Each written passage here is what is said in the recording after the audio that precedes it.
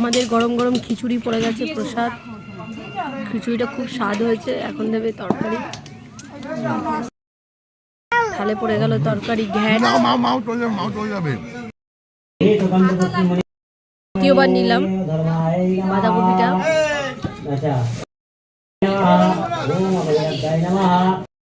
আবার আলুর দম, চাটনি, পাঁপড়, পুষ্পান্ন মানে পোলাও। I love you.